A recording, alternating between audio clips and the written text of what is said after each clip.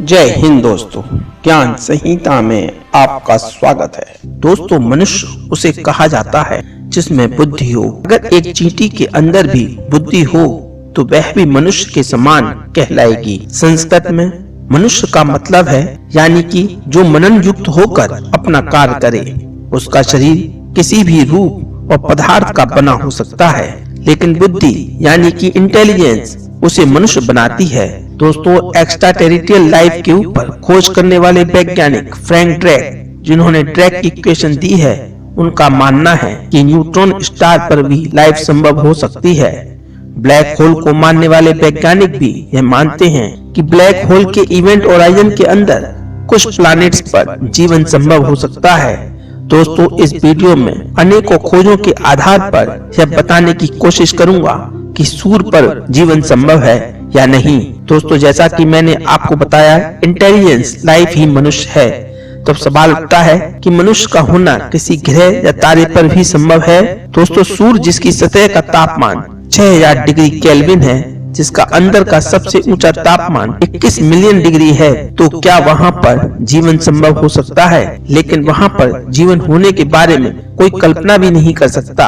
अगर आपके मन में भी ऐसे ख्याल आ रहे हैं तो इस वीडियो को पूरा ध्यान से जरूर देखें। मुझे आशा है कि आपका विचार बदल जाएगा, क्योंकि मैं आपको कुछ ऐसी वैज्ञानिक खोजों से यह सिद्ध करके दिखाऊंगा कि ऐसा संभव है। दोस्तों, एक्स्ट्रा टेरिटरियल लाइफ के ऊपर वैज्ञानिकों ने काफी खोज की है। 2005 में नासा के वैज्ञानिक हेदर स्मिथ ने एक अपना रिसर्च पेपर प्रकाशित किया, जिसमें उनका मानना था कि मीथेन बेस्ड लाइफ भी पॉसिबल है, जिसमें कोई जीव हाइड्रोजन, एसिटिलीन, ईथेन को श्वास के रूप में लेगा और CO2 की जगह मीथेन को श्वास के रूप में छोड़ेगा।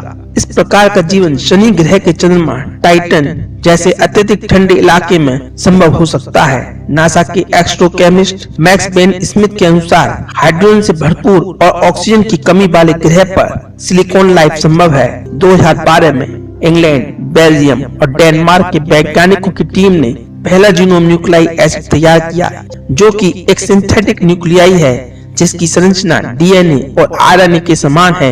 यानी कि किसी भी जीव के शरीर का फंडामेंटल स्ट्रक्चर DNA और RNA किसी दूसरे मटेरियल से भी बने हो सकते हैं।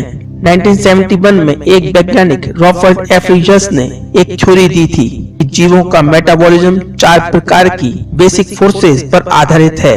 वे फोर्सेस हैं strong nuclear force, electromagnetism, weak nuclear force और ग्रेविटी। दोस्तों, हमारी पृथ्वी पर इलेक्ट्रोमैग्नेटिक लाइफ पाई जाती है। क्रोम न्यूक्लियाई फोर्स पर आधारित क्रोमोडायनामिक लाइफ बहुत ही कम दूरी पर संभव हो सकती है, यानी कि इस प्रकार के जीव बहुत ही छोटे होंगे। उन्होंने बताया कि इनके रहने लायक एटमॉस्फेयर न्यूट्रॉन स्टार पर भी संभव है। न्यूट्रॉन स्टार स्पेस में एक ऐसा ऑब्जेक्ट है जिसकी डेंसिटी बहुत ही ज्यादा होती है, इतनी ज्यादा कि 10 से 12 किलोमीटर तक के स्फेरिकल वॉल्यूम में हमारा सूर्य जितना मास भरा हो सकता है। यह तारे लगभग इतने ही साइज के होते हैं, लेकिन इनका गुरुत्वाकर्षण बल हमारी पृथ्वी से 100 गुना ज्यादा होता है। दोस्तों, यह वैज्ञानिक इस प्रकार के तारे पर भी जीव होने को मानते हैं। इनका यह भी मानना है कि कुछ ऐसे भी संभव है जिन्हें ग्रेविटेशनल क्रिएचर नाम दिया गया है, जिनका खाना सीधे ही ऊर्जा है, यानी कि एनर्जी। मतलब वो सीधे ही एनर्जी को ऑब्जर्व करते हैं। स्टीफन हॉकिंस कहते हैं कि यूरोपा नाम के उपग्रह पर ऐसे भी जीव संभव हैं जो कि गैस से बने हैं। हमारी धरती पर अंडर वाटर वॉल्केनोज में भी जीवन पाया जाता है, यानी कि हाई टेम्परेचर के उबलते पानी में भी जीव रहते हैं।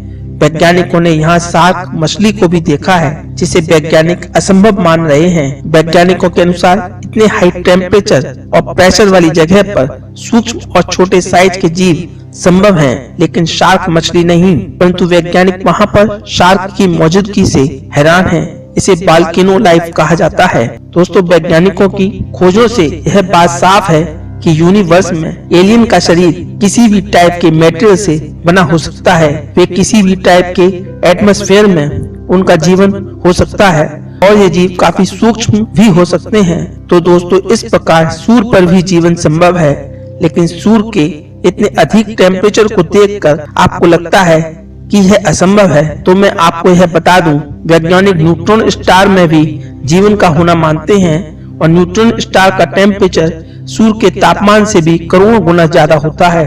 लेकिन अब सवाल यह उठता है कि इतने उच्च तापमान पर जीवन कैसे संभव है। तो दोस्तों, वैदिक साइंस के अनुसार हम सभी जानते हैं कि हमारा यूनिवर्स और हमारा शरीर 5 तत्वों से मिलकर बना है। ये 5 तत्व हैं जल, अग्नि, पृथ्वी, आकाश और वायु। हमारी पृथ्वी पर रहने वाले इंसानों के शरीर को पार्थिव शरीर कहा जाता है, क्योंकि हम जानते हैं कि हमारे शरीर में सबसे ज्यादा पृथ्वी तत्व होता है और बाकी सब इसकी अपेक्षा कम होते हैं। दोस्तों, सूर्य में रहने वाले लोगों का शरीर इन 5 तत्वों से बना होगा या फिर इन 5 तत्वों से कम भी हो सकते हैं।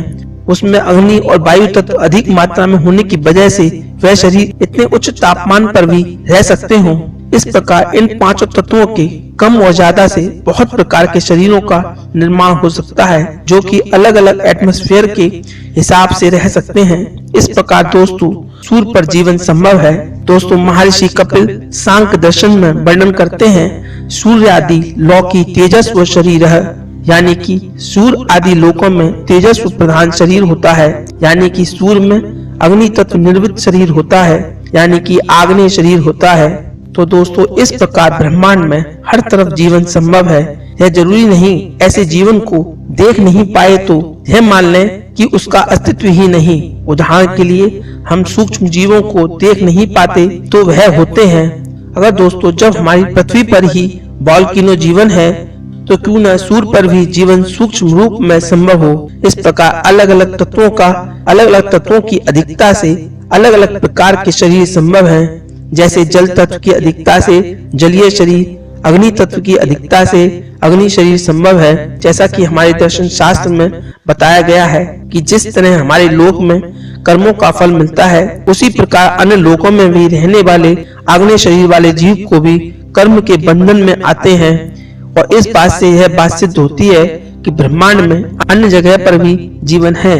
तो दोस्तों, इन सब बातों को देखते हुए आपको क्या लगता है कि क्या सूर्य पर भी जीवन संभव है? तो दोस्तों, अपनी राय कमेंट बॉक्स में लिखकर जरूर बताएं। इसी तरह ज्ञान संहिता के अगले एपिसोड में हम आपके लिए मिस्टीरियस, साइंटिफिक और रोचक जानकारी लेकर वापस आएंगे। तब तक के लिए आप वीडियो को लाइक करें और शेयर करें। अगर आप इस चैनल पर नए हैं तो इस ज्ञान संहिता के ज्ञान के दीपक को जलाए रखने के लिए सब्सक्राइब जरूर करें। Thanks for watching.